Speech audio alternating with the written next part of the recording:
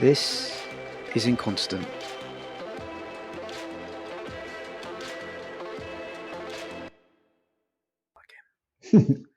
Hello, everyone. It's a new episode of Inconstant. My guest today is Ryan Spielman.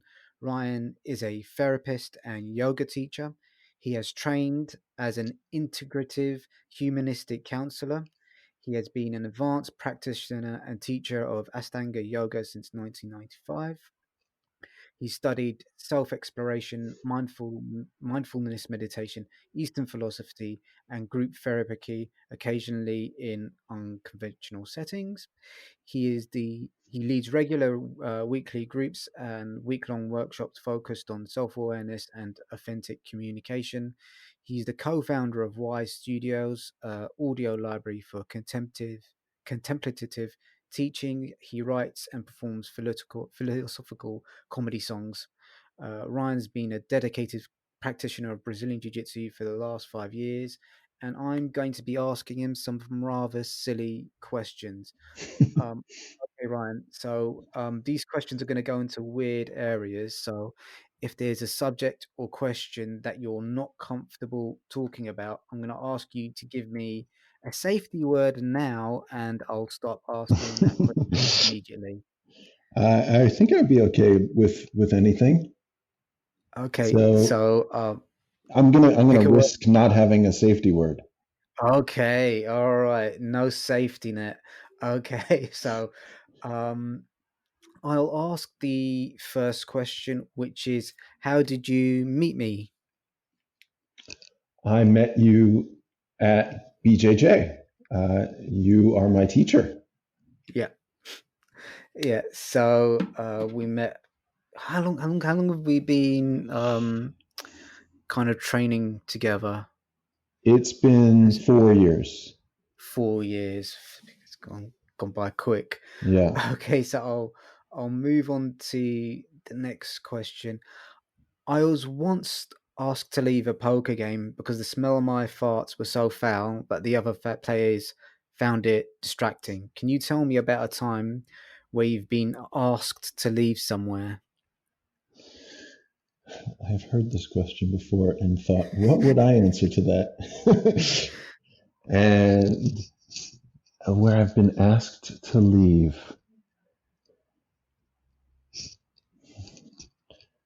I mean, I'm sure I've been asked to leave somewhere. uh, See, I've been I think kicked. that the problem that I've got with my guest is that you're all goody two shoes. No one's been Yes. kicked Oh out of no, McDonald's or a nightclub or anything like no. I am a very good boy, that. but I have been kicked out of my family dinner before. Oh, For I have. This is more in the past when I was a teenager and young person. I had a lot of fights with my father, standing up for my rights as a teenager, yeah, um, and and so that kind of defined my personality when I was a young person, and I would often uh, say things just to piss everybody off, yeah, and I did yeah. get kicked out. I did get kicked out of dinner one day. Yeah. Yeah. What did you? Was it something specifically you said, or was it like a slow build up of annoyances that you were kind of putting upon your family at the time? Well, I think looking back, I really wanted the fight. Yeah, So I can see that I was antagonistic. Uh, but I wasn't wrong in my assessment of, let's say, my father and my stepmother's behavior. yeah. I just didn't have any tact or any compassion Yeah. or yeah. I think it's tough growing up, having these arguments with your parents because at that time you haven't really developed the tools to sometimes communicate what you're disagreeing with in a manner which won't upset people. You haven't Yeah. developed those strategies yet. So yeah, I- I've come to think now, as a parent now of a teenager yeah, who loves to take the opposite position of whatever it is that I'm saying. It doesn't really matter what his actual opinion is. He always takes the opposite uh, perspective, and I think that is just teenage behavior. It's somehow, it's helping one to define themselves and figure out who they are. So that's how I view my actions. yeah. I think But that's now, yeah. yeah. I think that's absolutely fair enough. My brother's got a not even a 1 year old yet, and he's already having problems of her being kind of under disobedient around dinner time and that sort of thing. Hmm. So I think we sometimes forget, like, yeah, children as part of their developmental cycle is like disobedience, pushing the limits is a natural part of that. So yeah, Yes. okay. Yeah, so let's move on to the next question. I haven't asked this one yet. Um, as a teenager, my friend told me that vaginas tasted like tuna. What is the dumbest thing that you believed about the opposite sex? Oh my gosh. Well, I think the dumbest thing is they that females think like males. Why don't they just think like me? Um, Yeah, then we would just get along. Why can't they just see my perspective? And it doesn't actually work that way, or it doesn't work that way most of the time. yeah. Um, yeah. Yeah, I think it's not to get too dark about. I think that's one of the greatest sources of male pain is not understanding or not accepting the fact that women's brains do think differently. They perceive things differently to men, and kind of, I think a lot of men kind of thinking about the what do you call it? These you know guys that are kind of really really misogynistic and not being able to accept women do think differently to us, Hmm. and Hmm. they're not entitled to have a girlfriend or any sort of relationship. Women don't owe us anything. I Mm. think that's something a lot of men, I say a lot of men, men to varying degrees struggle to accept. Yeah, yeah, and that definitely took me many years of failure to communicate to realize. I mean, obviously, I think there are things that men and women share, and and hormones do push you in certain directions, and those are the things that can make us think differently. And it's sort of grappling with those differences and how to make real connections and how to learn from women or anyone with a different perspective um, is is character building. It's expansive and I think a good thing. Yeah, I've been doing a bit of reading around kind of psychology, and kind there's a lot of discourse at the moment about why people with different perspectives struggle to get along. And speaking specifically politically now, and then it's Hmm. you know there's this idea. I read a really good book by Will Storr, called The Science of Storytelling. And in the book, he mentions that when someone challenges our perspective, our worldview, it's our monkey brain perceives that as an attack on us personally. Hmm. And I think that's kind of like a key thing when you're kind of discussing with, you know, talking about the opposite sex and them perceiving things differently. On a base level, we perceive that as a personal attack. Yeah, yeah, and that's one of the things that I've explored a lot in meditation practice and spiritual practice is the identification with myself or what I perceive to be myself. So, um, if I have a fixed idea and I'm identified with that idea, then if someone challenges that idea, I will defend it to the death. And if I'm not so identified with it, if it's held more loosely, then it's not personal when someone is attacking that idea, and I can be more open and receptive to other things. Yeah, I think that's true for most people. I'll move on to the next question. It's a Hmm. new question, and I think it kind of nicely follows on as well. I once heard three Irish actors complain that far too often non-Irish actors play Irish characters. One of their bones of contention was that the Irish accents used in these roles were laughably bad and perpetuated stereotypes. Unfortunately, I could not take them seriously as one of them sounded like a leprechaun on helium.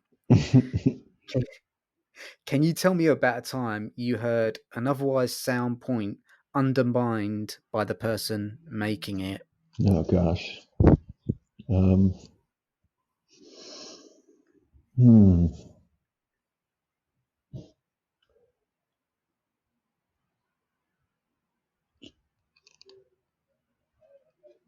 I, mean, I think a lot of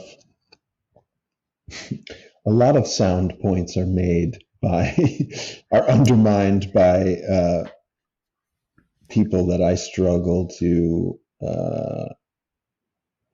just have respect for their position um, saying it. Yeah, I think that's it's one thing that I struggle with a lot as well. I think that, especially at this point in time, you need to kind of separate the person. This is kind of that classic saying, "Don't shoot the messenger." Is kind of Hmm. is the strength and of the message. Is the strength of the message strong enough to stand on its own merits? So that's kind of one of the things I've been struggling with a bit recently, because especially now I think we're in an age of a little bit of hero worshipping, Hmm. and I think that's very dangerous. Say more. What's an So example of hero worship?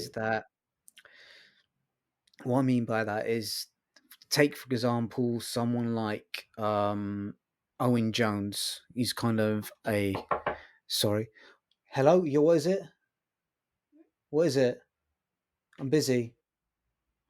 What do you want? Okay, I'll have it later. Thanks. Sorry about that. That's all right. um, so what was I saying? Oh yeah, so Owen you Jones, who I don't Owen know. Jones. So Owen Jones, he's a left wing commentator, and I more often than not, I agree with the points that he's making, Uh huh. but occasionally he'll say something ridiculously kind of illogical, something that I disagree with, and then you've got to kind of separate that thing that he said that you disagree with everything else that he's done with the Yes. arguments that you do agree with. Yes. Yeah, and that is it's such a hard thing to do these days. But you can't expect everybody to be perfect. Um, and and obviously nobody is. So there are going to be flaws in in whatever a person has to say or present or what their ideas are. And um, yeah, I heard a quote once that even if Einstein fucked a chicken, E would still equal MC squared. Yeah, I suppose. Yeah, that is true. Yeah. Well, I mean, Einstein was a pretty. I mean, a lot of these men and women that have achieved great things, they've got sketchy things in their past. You know, Yes.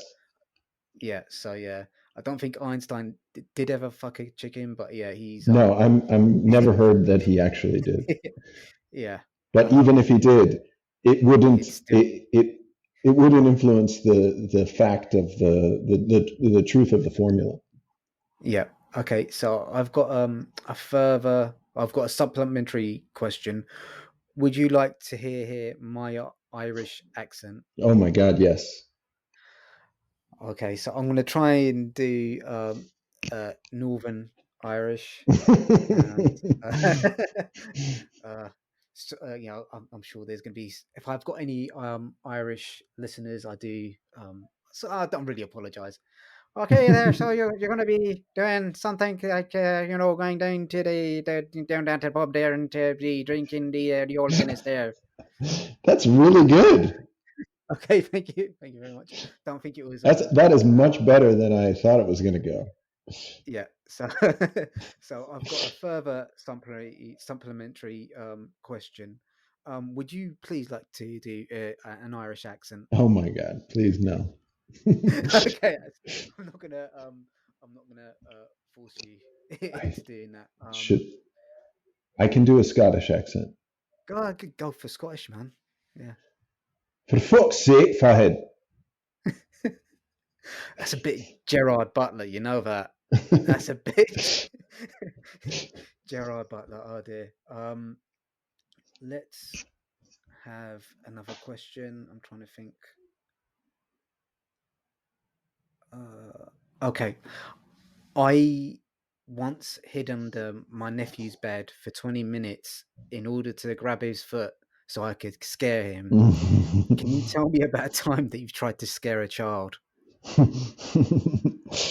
Oh man, that's not my thing. Um, I don't think I've ever tried to. I'm sure How I've. come you've not kind of like jumped out behind the door to scare one of your kids? That's like kind of my favorite thing to do when I was younger, was just to hide behind the door and just go ah. Oh, I think that's uh, probably the reason why they don't trust me. yeah.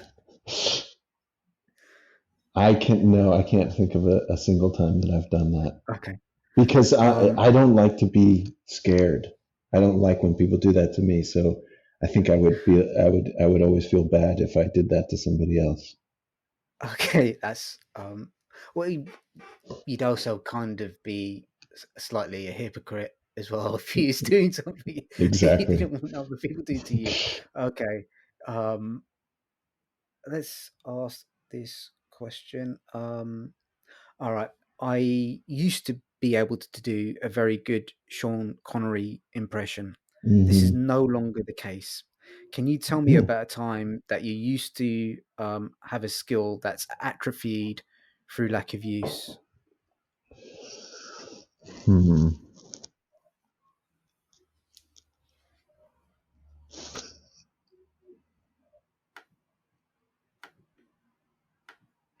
I mean, this is going to sound absurd because uh, my main gig for the last couple decades has been teaching yoga.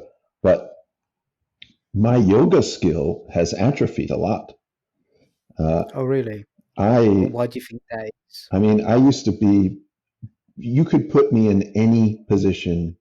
You could stick both my legs behind my head and stand on my head at the same time and do all sorts of crazy stuff. Um, and my body used to move in every single direction. And then there was a period of time where I stopped practicing myself. I just very rarely practiced and wasn't doing much exercise outside of that. And and then when I started getting back into it, I had a few injuries, so I modified my yoga practice, and then I stopped caring so much about the doing the fancy stuff. And now, if I try to do that, it just hurts. I can't do it. Okay. And there was a moment where I was sad about it. It was like a tragedy. I'd lost my superpowers. Um, you know that scene in Superman 2 where Oh, he yes. he, Yeah. he loses powers, then he goes into the diner and gets into a fight with someone and gets punched in the face. Yeah. Yeah. Yeah, it's like that. It's like, oh, where are my superpowers? And Yeah. uh, and and now it's okay. I'm okay with where it is. Do you think you'll ever get close to being where you once are, or are you just happy with the level of skill that you've got at the moment? I am happy with where I am at the moment. I think if it was my priority in life, I could probably get back to something close to where I was before, but I don't think it's that important anymore. So I Yeah. wouldn't I wouldn't spend my time doing it. Yeah. I think when you've got so many different priorities and there's only so much time in the day, and kind of, yeah, being really careful about where you spend your emotional energy, I think as you get older, um becomes more important. Yeah, Yeah. yeah. um yeah, go. And my ideas around physical health have changed a lot in recent years, and um, I mean, I certainly felt great being able to do all those super flexible, fancy poses. It does feel good, It's like it's it, and it gets you in touch with your body um, in ways that are difficult to describe, where you really feel every every nuance of every joint, every muscle, every fiber. You really have uh, an experiential sense of all the parts of your body. So that's good. But I think the depends on the person and the way that you do it, because it is possible to practice in a safe and healthy way. But for the most part, it's not necessary or even healthy to take your joints to that extreme. Yeah. And I think it's better to have just good general range of motion and stronger kind of muscular integrity, um, Yeah. as opposed to like super flexibility. Yeah, I think that's one of the ideas that I ran into a while back was functional mobility. Hmm. And the article I was reading was that um, football coaches don't want their players to be ultra flexible because they lose Hmm. a certain amount of power and explosiveness and functional Hmm. mobility when Hmm. their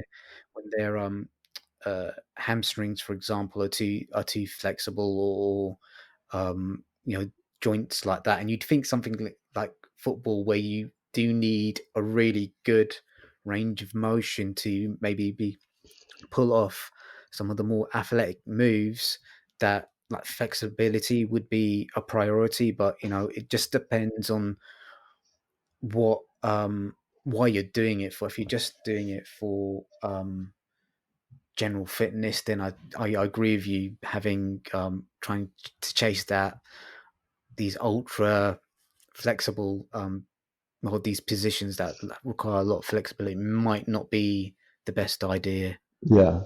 And I think as long as you balance flexibility with strength and, just joint support or muscular support, then flexibility is okay. And you can probably still have the same amount of power as long as your flexibility is balanced with your strength.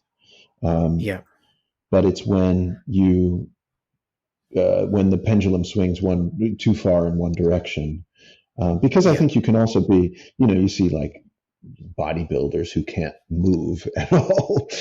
yeah, I don't think that's very healthy either. Uh, yeah. and it's I know exactly what you're talking about. yeah. My older brother's he's used to be quite into his bodybuilding, and he was like, telling me about some of his friends that struggle to kind of like, their lats were so big they'd be walking around with like gorillas. Do you know what I mean? So yeah, Yeah, you've got to turn sideways to fit through doors and stuff. yeah, yeah. I'll ask one more question, so I'll try and make it a good one. Let me try and ask you a question that I've not asked before. Uh, mhm.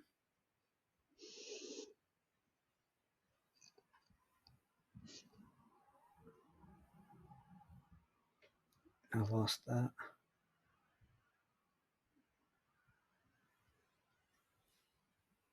Okay. I don't particularly like music and don't have a music collection. What thing, what societal convention, um, so let me just ask that again. I don't particularly like music and don't have a music collection. What thing society expects for you to like that you don't, and why? Uh-huh. First of all, I understand why you play this same playlist at in jujitsu class over and over. Yeah, because Because those are the songs that I have. I'm not gonna go out looking those for are, other music.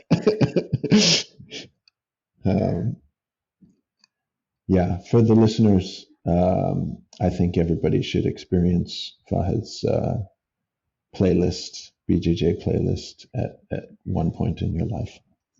Yeah, Um, so let me focus back to the question. What do I not like that society likes? yeah. Or what, So, for or what do I like example, that society doesn't like? yeah. So, for example, a societal convention um, that for example, football. Yeah, Hmm. it's a societal convention that men are supposed to like football. So it's Hmm. kind of a getting Hmm. at that sort of thing where there's something that society kind of expects you to appreciate or like, that you either not bothered about, or you actively dislike. So it's just kind of trying to get at that, really. Right. Um, well, football is a good example for me. I mean, I'm not I played sports. I enjoy playing sports, but I don't like watching sports. I do like watching BJJ and MMA because I'm actively involved in them at the moment. Um, but never liked football. Like, you know, football. And I'm from America, so our American Yeah, football is something else. But either one, I never liked football or American football. And basketball, tennis, golf. I could run through the list. I never liked any of that stuff. Um, so growing up, I was pretty much the same, but I found um, it really hampered my social interactions. Kind of, Yeah. if you're meeting someone new for the first time, it's just such an easy way to kind of it's a shorthand to start a conversation with them. So I was just wondering if that ever happened to you as well. Yeah, it always blew me away that people would like know the names of the players on the team, and they would know their stats and how that affected the team, and they'd have an opinion on where the team was going this year. Uh, it, I guess I had other. I don't feel like it ever affected me socially. Um,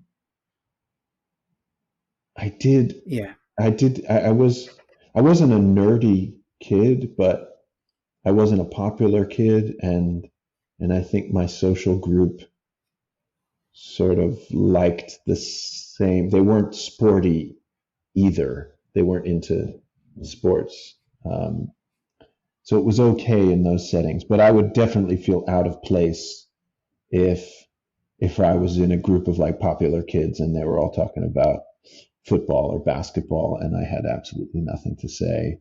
Um, that was that was embarrassing, and yeah, it wasn't until years later when I started feeling more confident and accepting of myself just as I am. Yeah, I don't like sports. I don't need to like sports, and it, there's nothing wrong with liking sports, but um, it's okay if I don't. yeah. I think that's a place.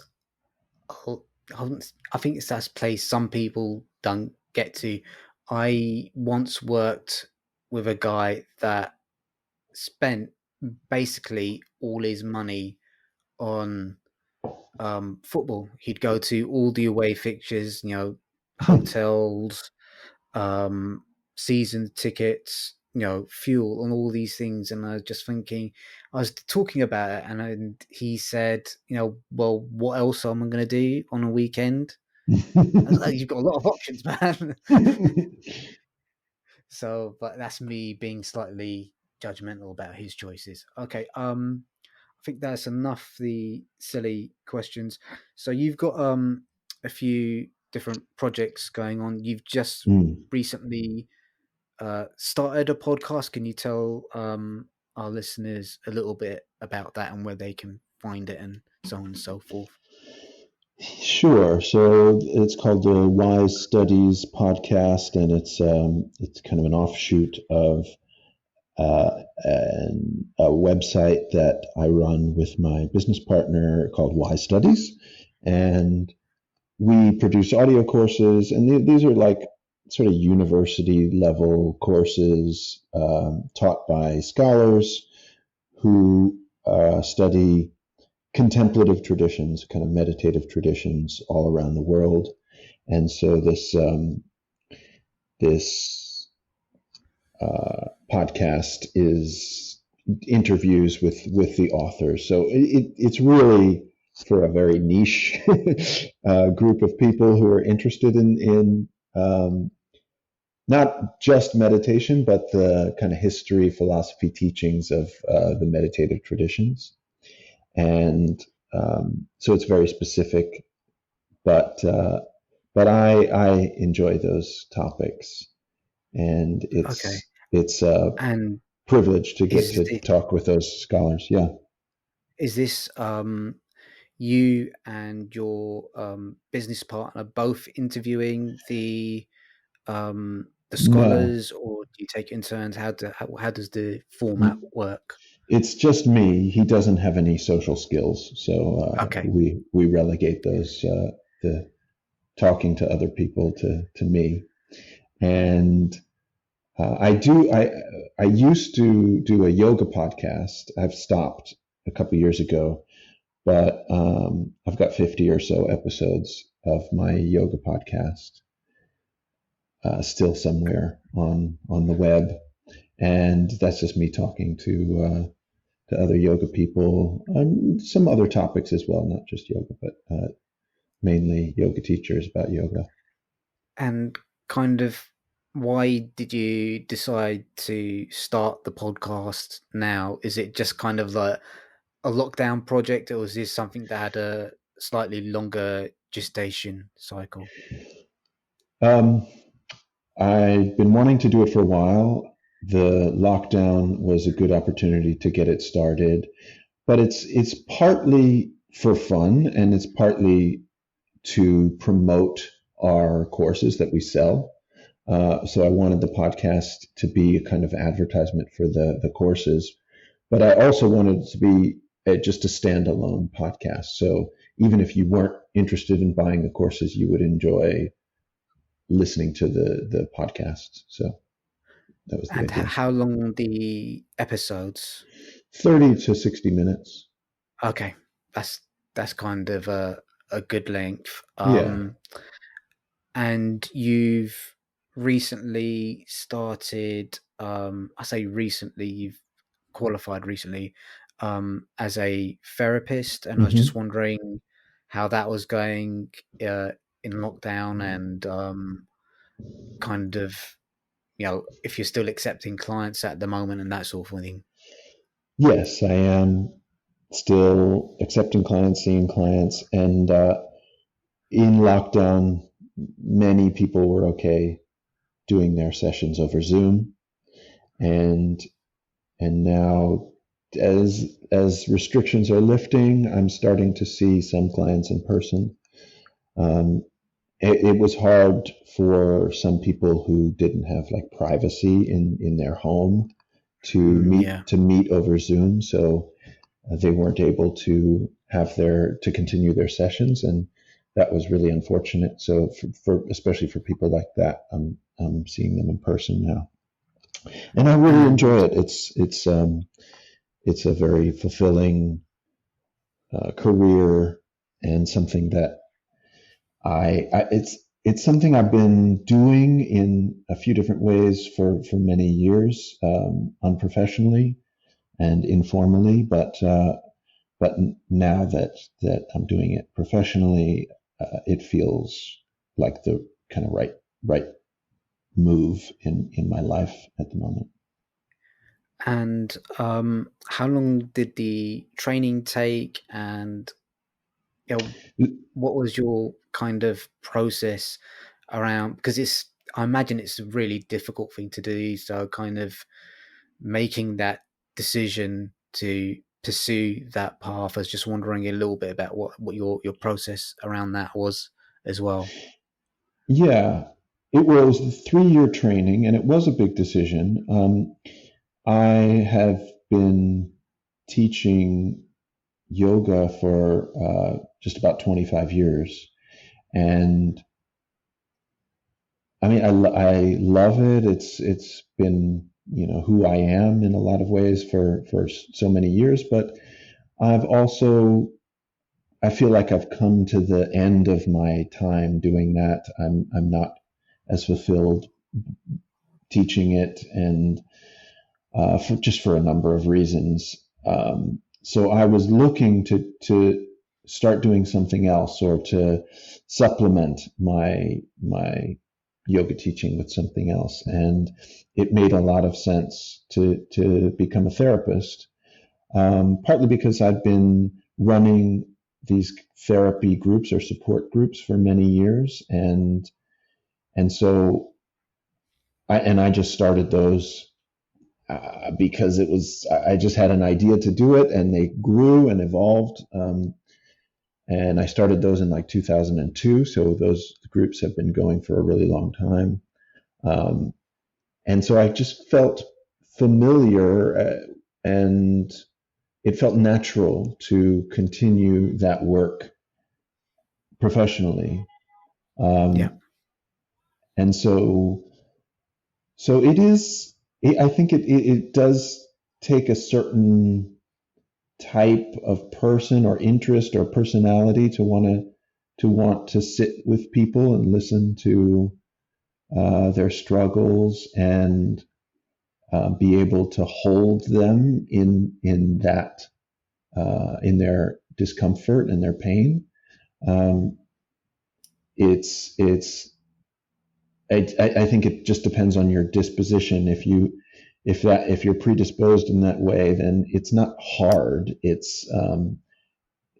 sort of feels like it comes natural to me to do Yeah, that. But it is emotionally challenging as well, especially if you're seeing a lot of people who are really depressed or suicidal or um, who suffer from substance abuse, and that's how you're spending your day all day. It's heavy.